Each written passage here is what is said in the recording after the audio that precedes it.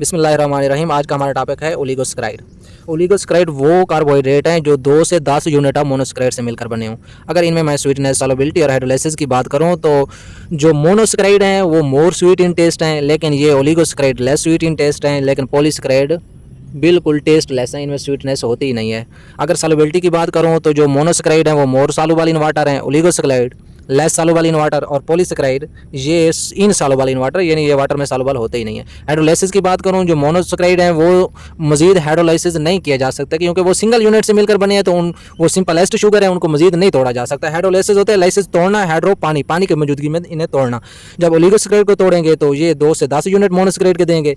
जब पॉलीसैकेराइड को तोड़ेंगे तो ये 10 से ज़्यादा यानी 100 ऑफ मोनोसैकेराइड यूनिट देंगे। जिस तरह हमने मोनोसैकेराइड को नंबर ऑफ कार्बन एटम की बुनियाद पे हमने मुख्तलिफ डिवीजन में तकसीम किया था। किस तरह, अगर 3 कार्बन वाला मोनोसैकेराइड था तो हमने ट्राइओसिस बोला था, फिर 4 कार्बन वाले को टेट्रा, 5 वाले को पेंटाओसिस, 6 को हेक्सोसिस, 7 वाले को हेप्टोसिस। यहाँ हम नंबर ऑफ मोनोसैकेराइड की बेस पे हम इन्हें ओलिगोसैकेराइड को डिफरेंट टाइप्स में डिवाइड करते हैं। अगर किसी ओलिगोसैकेराइड में 2 मोनोसैकेराइड के यूनिट हैं तो उसे हम डाइसैकेराइड बोलेंगे। किसी ओलिगोसैकेराइड में 3 यूनिट ऑफ मोनोसैकेराइड हैं तो उसे ट्राइसैकेराइड, 4 वाले को टेट्रा, 5 वाले को पेंटासैकेराइड, 6 वाले को हेक्सासैकेराइड, 7 वाले को हेप्टासैकेराइड। ठीक हो गया।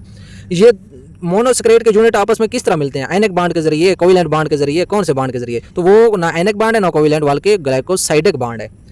अब मैं सिर्फ डाइसैकेराइड को पकड़ता हूँ, यानी वो ओलिगोसैकेराइड जो 2 यूनिट ऑफ मोनोसैकेराइड से मिलकर बना है। इसमें 2 यूनिट ऑफ मोनोसैकेराइड होंगे। तो डाइसैकेराइड की 3 मिसालें मेरे पास, एक माल्टोज है, एक लैक्टोज है, एक सक्रोज है। ठीक है। तो जो माल्टोज है ये ग्लूकोज और ग्लूकोज से मिलकर बना है, यानी दोनों ग्लूकोज के यूनिट होंगे। जो लैक्टोज है एक इसमें ग्लूकोज होगा, एक गलैक्टोज होगा। जो सक्रोज है इसमें एक ग्लूकोज होगा, एक फ्रक्टोज होगा। मैंने बताया था ग्लूकोज, गलैक्टोज, फ्रक्टोज ये सारे के सारे 6 कार्बन वाले एटम से मिलकर बने हैं। तो इनका केमिकल फार्मूला हुआ C12H22O11। ये सारों का केमिकल फार्मूला सेम है। ठीक है। लेकिन इनमें एक बात याद रखनी है, जो सक्रोज है ये केन शुगर है, लैक्टोज जो है मिल्क शुगर है, और जो माल्टोज है वो माल्ट शुगर है। ठीक हो गया। उसके बाद हम पढ़ते हैं अपना पॉलीसैकेराइड के मुख्तलिफ टाइप्स। पॉलीसैकेराइड वो कार्बोहाइड्रेट हैं जो 10 से ज़्यादा यूनिट ऑफ मोनोसैकेराइड से मिलकर बने होंगे। तो वो मैं कुछ इसकी प्रॉपर्टीज़ पहले बता चुका हूँ कि ये स्वीटलेस हैं, ये नॉन सॉल्युबल इन वाटर हैं, इनको हाइड्रोलाइज करने पे 100 ऑफ यूनिट अमीनो एसिड हासिल होते हैं, 100 यूनिट ऑफ मोनोसैकेराइड हासिल होते हैं। इनकी 3 टाइप्स हैं। आगे स्टार्च, ग्लाइकोजन, सेलुलोज, ये इसकी टाइप्स नहीं है बल्कि इसकी एग्जांपल्स हैं। वैसे एगर, पेक्टन, डेक्सट्रन और भी इसकी एग्जांपल हैं, लेकिन यहाँ हम 3 स्टडी करते हैं। अगर हम स्टार्च को देखें तो हम आयोडीन के साथ इनका टेस्ट करते हैं। ठीक है। एक टेस्ट होता है आयोडीन टेस्ट, ये केमिस्ट्री में हम पढ़ते हैं। ठीक है। अगर स्टार्च का आयोडीन टेस्ट करें तो ये ब्लू कलर देगा। अगर ग्लाइकोजन का आयोडीन टेस्ट करें तो ये रेड कलर देगा। सेलुलोज का हम आयोडीन टेस्ट करें तो ये कोई कलर नहीं देगा। अगर कोई शार्ट क्वेश्चन आ जाता है कि आप स्टार्च और ग्लाइकोजन को आपस में अलग-अलग कैसे करेंगे, किस तरह पहचान करेंगे, तो आप कहेंगे कि मैं स्टार्च और ग्लाइकोजन का आयोडीन टेस्ट करूंगा। जब वो ब्लू कलर आएगा तो मैं बता दूंगा वो स्टार्च है, जब रेड कलर आ जाएगा तो मैं बता दूंगा वो ग्लाइकोजन है। अगर कोई कलर ना आया आयोडीन टेस्ट में तो वो फिर सेलुलोज होगा। इस तरह हम तीनों पॉलीसैकेराइड को आपस में डिफरेंशिएट कर सकते हैं। ठीक है। अगर मैं एक एक को 1 बाई 1 स्टडी करूं, जो स्टार्च है ये फ्रूट्स में पाई जाती है, ग्रेन्स में, सीड्स में, ट्यूबर्स में पाई जाती है, यानी ये स्टार्च ज़्यादातर पौधों में पाई जाती है, लेकिन ग्लाइकोजन जानवरों में पाई जाती है। ठीक है। जिस तरह स्टार्च पौधों में पाई जाती है, इस तरह ग्लाइकोजन जानवरों के कौन से हिस्सों में पाई जाती है? लीवर्स में और मसल में, यानी जिगर और मसल में पाई जाती है। ठीक है। ग्लाइकोजन स्टोर फॉर्म में लीवर और मसल में पाई जाती है, लेकिन स्टार्च कहाँ पाई जाती है? दानेदार अपना सीड्स, ट्यूबर्स, फ्रूट्स में पाई जाती है। ठीक है।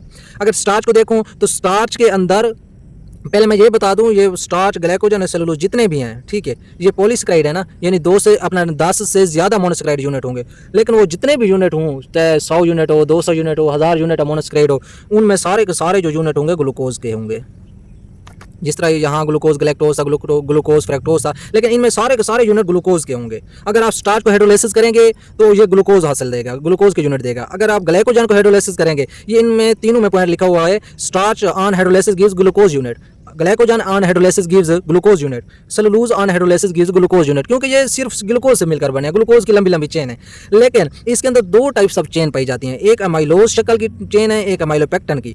ये दोनों में ग्लूकोज है, लेकिन जो अमाइलोज में ग्लूकोज हैं वो अनब्रांच्ड है, बिल्कुल सीधे सीधे ग्लूकोज जुड़े हुए हैं। ये ग्लूकोज का यूनिट है, फिर ये दूसरा ग्लूकोज का यूनिट, ये तीसरा, एक स्ट्रेट चेन में जुड़े हुए हैं। ठीक है। और जो अमाइलोपेक्टन है उनमें स्ट्रेट चेन ऑफ ग्लूकोज के साथ साथ ब्रांचें लगी हुई हैं। ठीक है। तो अमाइलोपेक्टिन ब्रांच्ड हैं, अमाइलोज जो हैं अनब्रांच्ड हैं। जो अनब्रांच्ड हैं सीधे सीधे हैं उनको सॉल्युबल किया जा सकता है वाटर के अंदर, लेकिन हॉट वाटर में। आपको पता है पॉलीसेकेराइड वैसे वाटर में सॉल्युबल नहीं है, लेकिन सिर्फ अमाइलोज जो हैं वो वाटर में सॉल्युबल हैं, वो भी हॉट वाटर में, ठीक है। लेकिन अमाइलोपेक्टिन जो ब्रांच चेन वाले हैं वो वाटर में इनसॉल्युबल हैं, वो सॉल्युबल नहीं है, ठीक है। ग्लाइकोजन की बात करूँ तो हम इन्हें एनिमल स्टार्च भी बोलते हैं, क्योंकि जिस तरह स्टार्च पौधों में स्टोर होती है, ग्लाइकोजन अपना एनिमल के अंदर स्टोर होती है, इसलिए इसे एनिमल स्टार्च भी बोल सकते हैं, ठीक है। और आपको पता है ग्लाइकोजन भी इनसॉल्युबल है, वो स्टार्च भी इनसॉल्युबल है, ग्लाइकोजन भी इनसॉल्युबल है, सेलुलोज भी इनसॉल्युबल है, क्योंकि पॉलीसेकेराइड सारे के सारे वाटर में इनसॉल्युबल हैं, लेकिन सिर्फ अमाइलोज जो है वो हॉट वाटर में सॉल्युबल हो सकता है। अगर मैं सेलुलोज की बात करूं तो most important carbohydrate in nature है। अगर आ जाए कि मोस्ट इम्पॉर्टेंट ऑर्गेनिक मॉलिक्यूल कौन सा है, मोस्ट इम्पॉर्टेंट ऑर्गेनिक मॉलिक्यूल आपने पढ़ा था कौन सा है, प्रोटीन है, जो 15 से 18% होती है। मोस्ट इम्पॉर्टेंट इनऑर्गेनिक कौन सा था, मोस्ट इम्पॉर्टेंट इनऑर्गेनिक वाटर था जो 70% था, लेकिन यहाँ उन्होंने कहा है मोस्ट इम्पॉर्टेंट ऑर्गेनिक के साथ उन्होंने शर्त लगा दी है कार्बोहाइड्रेट की।